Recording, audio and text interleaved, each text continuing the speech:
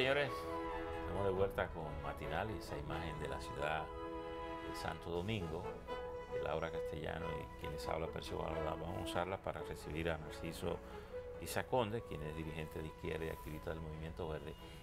Y precisamente parte de esas imágenes ahí de la ciudad, en 1965, eran escenarios de combate.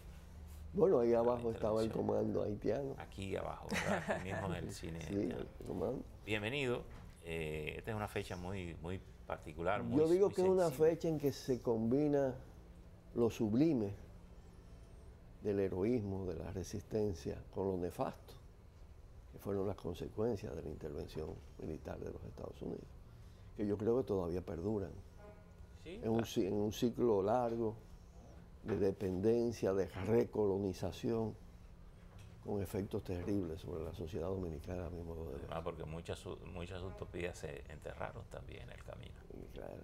Bueno, luego vienen también todos los procesos, es decir, porque a la crisis del sistema mundial capitalista y todos los grados de militarización del imperialismo, de pentagonización, de acciones brutales. Vietnam, recuérdate que Vietnam tuvo paralelo a República Dominicana, se sumó posteriormente la crisis del llamado campo Ahora, socialista. Narciso, aquel 65 era digamos, la búsqueda por la democracia. Que evidentemente la razón era restablecer el orden constitucional, restablecer al gobierno del profesor Juan Bosch, que había sido el primer gobierno electo democráticamente en 65. Esos 52 años que han recorrido de allá a aquí, ¿qué valoración se puede hacer de la democracia dominicana? Mira, abril del 65 es un enorme esfuerzo por restaurar la democracia con un profundo fondo de soberanía. ¿Por qué? Porque el despotismo, sobre todo el despotismo tiránico de Trujillo, estuvo marcado por la intervención militar norteamericana de 1916 y la formación de la Guardia Nacional y el liderazgo de Trujillo.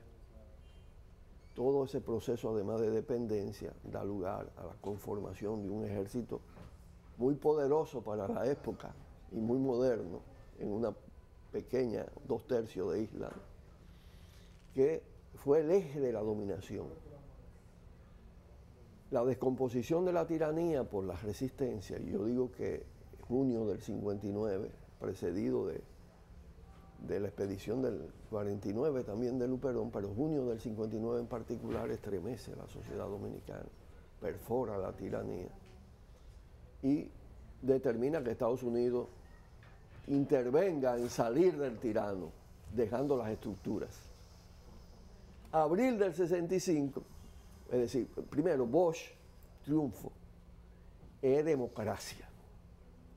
Si había algo que caracterizaba el régimen, yo recuerdo las palabras de mi madre, de mi tía, por fin libertad, decían.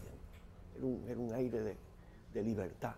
Pero no solo, cuando tuve la Constitución del 63, la Constitución del 63 tiene una impronta de soberanía y de transformación social, prohibición del latifundio, de los monopolios, de los oligopolios, la generación de derechos humanos de esa época. Le daba supremacía al trabajo sobre el capital. El golpe contra la Constitución y contra Bosch provoca un trauma terrible en la sociedad dominicana con un grado de indignación espectacular. En 2 años, lo que dijo Bosch, esto no dura menos que una cucaracha en un gallinero. En 2 años estaba el levantamiento, en la propia Fuerzas Armadas, hubo un vaso comunicante entre la sociedad y las Fuerzas Armadas, para un restablecimiento de la democracia que era al mismo tiempo soberanía.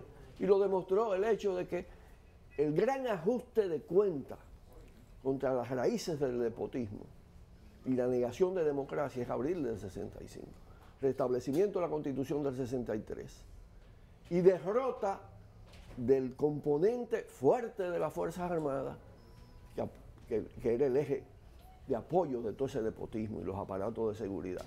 Es decir, ¿cuándo intervienen los Estados Unidos? Cuando eso se desmorona, cuando se logra la victoria de la batalla del Puente Duarte El principal poder de fuego del país, de las Fuerzas Armadas, estaba en San Isidro. Ahora, blindado, aviación. antes que Laura intervenga, pero para cerrar esta parte, en esas dos opciones del 63, en las primeras elecciones, entre el profesor Bosch, en una postura un poco conciliadora con el borrón, cuenta nueva, con el trujillismo, o el radicalismo de Viriato Fiallo, ¿quién era más peligroso para los intereses estadounidenses en esa coyuntura? Sin duda Bosch, porque ellos tenían las informaciones suficientes del tipo de pensamiento de Bosch. Bosch estaba más allá de lo que se llamó la izquierda democrática en ese momento, de los Pepe Figueres, Rómulo Betancourt, pero no pudo Estados Unidos impedir que Bosch ganara. Porque yo te voy a decir una cosa. ¿O Bosch fue una sorpresa? Bosch hace una maniobra, con el borrón y cuenta nueva, visto históricamente, Bosch hace una maniobra que fue muy perjudicial, en fin de cuentas. Hace una maniobra separando la cúpula trujillista del pueblo dominicano. De la parte del pueblo dominicano que fue trujillista, y especialmente del pueblo humilde. Hace un discurso clasista, los tutumpotes contra los hijos de Machepa. Enfrenta una oligarquía que indudablemente era una oligarquía que estuvo arrinconada por Trujillo, una oligarquía tradicional, el grupo Vicini y demás, pero que era esencialmente parte del sistema dominante y muy proestadounidense también. Entonces, evidentemente que Estados Unidos opta por sacar a Bosch del poder, porque no hay, toda la documentación ya está clara, todo lo declasificado. Es decir, en el golpe a Bosch interviene no solo el generalato corrompido, no solo esa oligarquía, lo que se llamó la Unión Cívica Nacional y Fuerza Aliada, sino la embajada de Estados Unidos como tal, a pesar incluso de que Kennedy tenía una posición. Fíjate que el asesinato de Kennedy ocurre 2 meses después del golpe, pero las fuerzas del Pentágono, las fuerzas de la CIA, las fuerzas del poder de las corporaciones transnacionales era lo determinante. El sistema sí actúa contra ese proceso de democracia y de soberanía en la República Dominicana. Y bueno, todos los 50 años, para completarte la respuesta, es una negación de soberanía. La Revolución de Abril de todas maneras tiene una impronta democratizadora, pelea los espacios democráticos contra los 12 años, todo el régimen de terror, todo esto. Se conservan espacios de libertad, pero resulta ser una pseudo-democracia que termina pudriéndose. Nosotros estamos en fase de putrefacción del sistema institucional y del sistema de partido que forjó la intervención norteamericana, incluyendo el logro mayor político que tuvo, es decir, que ha tenido esa intervención y los grupos dominantes, es incorporar a la dominación fuerzas que fueron de Abril. El PRD, el PLD que sale del PRD y una parte de las izquierdas. Yo creo que ahí hay uno de los hechos políticos más relevantes para lograr una estabilización de su dominio con actores incluso que tenían legitimidad histórica. Esa legitimidad es la que se ha perdido, ese sistema de partidos y especialmente la matriz PRD con PLD, porque lo del baragarismo ni hablar, eso, tenía ya un cuestionamiento, ya desde el final de los 12 años estaban en proceso de decadencia. Esa decadencia actual es la que explica el movimiento verde, a mi modo de ver. El movimiento verde, de alguna manera, tiene potencialidad para estructurarse más allá de la movilización social y convertirse en una alternativa política. Mira, el movimiento verde es un proceso. Y es un proceso no acabado y todavía indeterminado, diría yo. Pero se están tomando pasos de organización. Lo más fuerte del movimiento verde es sus raíces en la sociedad. Algo de sentimiento, algo de emoción, algo de indignación del pueblo dominicano, en un altísimo grado, para mí espectacular, porque es en todos los rincones del país el fenómeno. Desde el inicio, las calles sobrepasaron a los propios convocantes. Fíjate que esto comenzó con Odebrecht y Odebrecht Soborno, ni siquiera Odebrecht Sobrevaluaciones, ni siquiera Odebrecht Pueblo Viejo, pero ya es todo el sistema de corrupción que está denunciado en la calle e impugnado en la calle.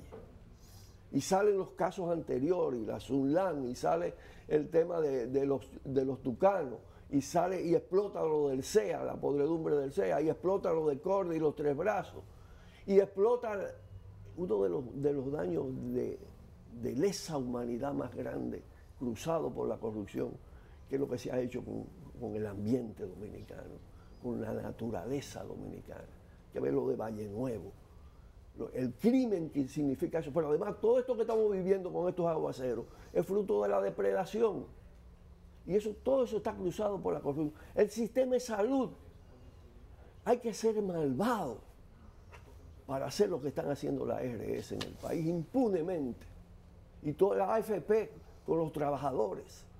Entonces el empobrecimiento de gran parte de la sociedad en contraste con los enormes recursos que se han generado, algunos muy sucios, porque aquí hay mucho dinero de lavado, otro que ingreso de turismo, otro la remesa de los dominicanos, es decir, y el otro es el endeudamiento, comprometiendo la seguridad misma de la nueva generación. Pero ¿hacia dónde debe encaminarse el movimiento verde dentro de todo este ahora proceso? te voy a decir, yo creo que el movimiento verde surge como un movimiento social con alto grado de politización. Es muy diverso y es un espacio que se puede decir en términos de la influencia de las ideas todavía en disputa. Yo creo que la base del movimiento verde es todavía más radical que lo que se expresa, salvando, digo yo, lo que hay un momento muy especial en la marcha de San Francisco de Macorís, que tiene que ver con el crecimiento de la conciencia. ¿Por qué? Porque el movimiento verde ha masificado la idea por el choque con el aparato de corrupción. Porque ¿qué pasa? Que la corrupción es estructural, es sistémica. Aquí está montado un sistema de corrupción con un blindaje de impunidad. Entonces, la demanda del fin de la impunidad, de más en más, evidencia que el fin de la impunidad está muy vinculado al fin del sistema de corrupción y de impunidad, que implica instituciones amarradas, lo que se ha llamado la conformación de una dictadura institucional, constitucional, manipulada centralmente. Aquí no hay poderes independientes, aquí no hay poder judicial independiente, aquí no hay Cámara de Cuentas independiente, aquí no hay sistema electoral independiente. Todo eso está, y eso se amarró mucho más después de la Constitución del 2010, que yo creo que aunque tiene muchísimos adornos en materia de generación de derechos, esencialmente vincula dos concepciones. Moderniza la concepción despótica al darle enormes poderes al presidente y al Senado, y desde el Senado poder controlarse todo el sistema institucional, y reasume con fuerza la concepción neoliberal y los procesos de privatización. Narciso, esa irritación colectiva que genera el tema de la corrupción y la inquietud de Laura con relación a cómo conformar, digamos, una fuerza política capaz de... Pero déjame completarte esto. Entonces, tiende a ser un movimiento político-social. Bueno, todos los movimientos sociales son políticos. No todos, pero hay muchos altamente politizados. Los que realmente son movimientos sociales son políticos en el fondo. Bueno, hay movimientos sociales reivindicativos, pero hay movimientos sociales que tienen demandas políticas. Digamos, tienen demandas políticas. Vocación de permanencia. A la corrupción cruzar todas las instituciones y todos los poderes del Estado y toda la forma de acción pública, eso es lo que explica que la indignación se aglutine alrededor del tema corrupción. Entonces es un movimiento político, partidista. Pero la idea... No es partidista. Claro, y por más esfuerzo que haga que la oposición, los frentes opositores... Bueno, hay de todo. Ese movimiento... El movimiento no es partidista, pero sí tiene participantes vinculados a los partidos. Hay muchísima gente que está afiliada a esos partidos. Exacto. Y además los partidos de oposición normalmente intentan usar los movimientos sociales a su favor, sí, pero y los movimientos políticos sociales. Tema interesante. ¿Hasta cuándo puede durar la irritación como para mantener cohesionado a todo el mundo? ¿qué pudiera hacer el gobierno para ir desactivando ese estado de ánimo? Y además, muchos de los que marchan pertenecen a partidos de organización. Entonces, el movimiento verde per se, con su vocación política, ¿qué pudiera hacer como para organizar esa diversidad ideológica y constituirse en una fuerza capaz de ser una opción para la sociedad dominicana? Mira, el régimen hace todo lo contrario a desactivar la situación. Y eso tiene que ver con sus esencias. Es decir, todo esto de eso es desestabilización, eso es conspiración, lo estamos espiando. Eso es lo que hace potenciar el carácter político del movimiento.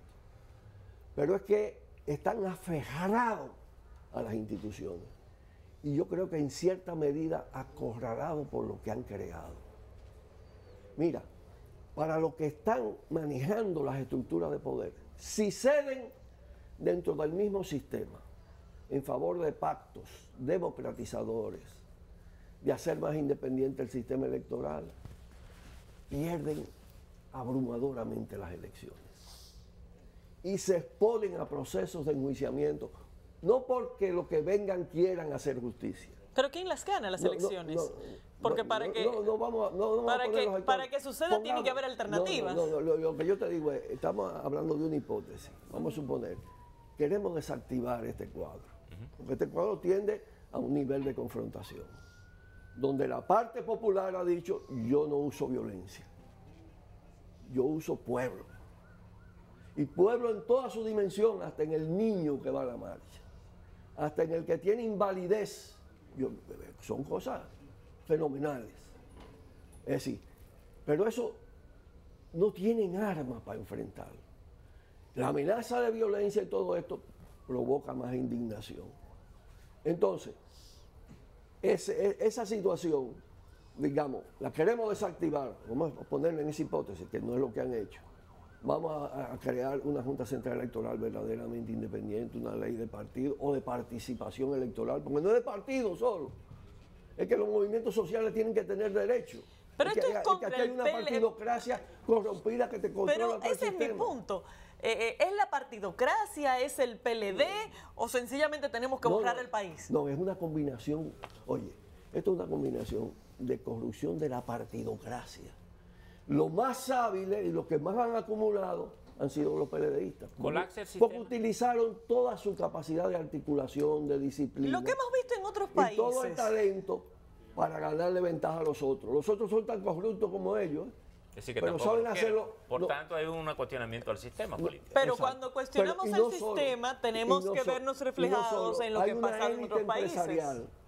Hay una élite empresarial, hay un empresariado grande, potente, inescrupuloso. Es decir, que forma parte del movimiento. No. Se ven muchos empresarios marchando. Hay quienes quieren vestirse de verde para lograr impunidad. Subirse a la ola. Pues eso pasa, porque eso es la ola. Eso se ven grandes empresarios, se ven sus abogados, se ven sus gerentes. ¿A dónde están los Bonetti? Con Antena Latina. Eso es un robo del patrimonio nacional. ¿A dónde están los Vicini con el contrato de la zona colonial? Eso también es un robo. ¿A dónde están los oligarcas de Valle Nuevo? ¿Tú entiendes? Es decir, y no solo, cuando tú ves el generalato de este país y el generalato policial, el pasado y el presente son mafias. Pero entramos al colapso. Mafias militares, mafias empresariales, mafias políticas. Narciso, pero entramos. Yo lo escucho y me siento en Venezuela. Yo lo escucho y me siento en Venezuela. No, si tú quisieras discutimos lo de Venezuela. Porque, no tenemos tiempo. Bueno, si tú quieres, nos queda un minuto. O hagamos un programa para discutir lo de Venezuela. Yo tengo una posición muy independiente frente a eso, pero yo sé lo mafiosa que es esa oposición también. Pero aquí, yo sé lo mafiosa que es esa oposición. ¿Pudiéramos decir que entramos al inicio del colapso del sistema político? Sí, yo creo que sí. Yo creo que aquí está planteada la necesidad de una refundación institucional. Y eso, por eso hablo del ciclo y de los 50 años. Abril del 65 fue el rescate de la constituyente fundadora de la República, con nuevas modalidades. Si algo parecido a una constituyente fue el Congreso que sin actuar como Congreso hace la Constitución del 63. ¿Y las urnas no son una opción válida? A mí me parece que entonces, sí, porque las constituyentes se eligen, tienen que ser electas. Aquí se necesita una constituyente separada de las instituciones actuales, totalmente independiente, que se necesita un poder constituyente, que yo creo que se puede forjar. ¿En qué puede devenir la Marcha Verde? También podría devenir en un poder paralelo que se plantee ser un poder constituyente y que lleve a la inhabilitación a los que gobiernan. ¿Tiene capacidad el PLD para reponerse de esta situación? No creo. ¿No cree? No creo. No creo. Y además aquí pasa lo siguiente.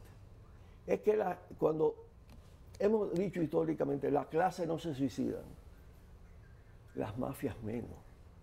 Las mafias políticas se aferran al poder. Además tienen una lógica de uso del poder degradándolo permanentemente. Gracias por estar con nosotros, que el tiempo ya llegamos al límite. Así es, señores. Muy amable por estar aquí, Laura. Gracias a ustedes. Sí, gracias. Gracias a usted. Buen fin de semana para todos. Nos vemos el lunes.